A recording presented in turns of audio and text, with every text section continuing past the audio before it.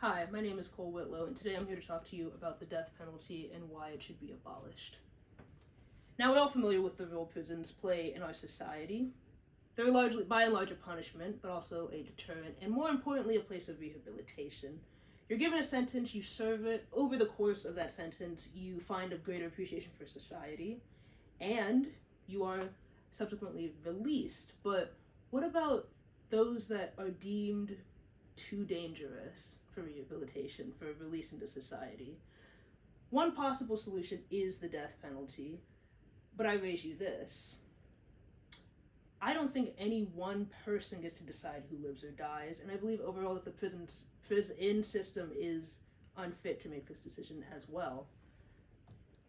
So these are the rates of recidivism, which means the likelihood that an inmate becomes a repeat offender after their first year. And according to the National Institute of Justice, the USA has the highest rate, one of the highest rates of recidivism at a whopping 44%, a statistic that gets worse with the individual state, with Alaska having one of the highest rates at 58.5%. I believe these statistics showcase a system that is inherently flawed and that fails to uphold the basic tenets of its institution, and that its failure to do something as minimal as that means that they should not administer the death penalty. I would also suggest that by utilizing public execution, the system condemns the inmate as incapable of rehabilitation and also states that prison as ineffective. Now, on the wall behind me are some of the victims of being wrongfully accused of a crime and then sentenced to the death penalty. Some of these people displayed were exonerated before that they were executed. Many of them were exonerated posthumously. But since 1973, an estimated 200 people, innocent people, were wrongfully executed.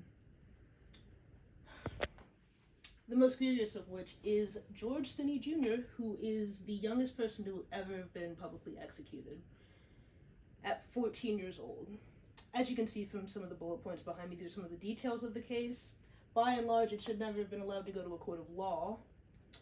But in under 10 minutes, a jury decided that this young man deserved to be put to death. And so in June of 1944, while most kids were enjoying their summer, George Stinney Jr. was prepared for execution, given a Bible to sit on due to his small size, and was executed by electric chair. 70 years later, his conviction was tossed out.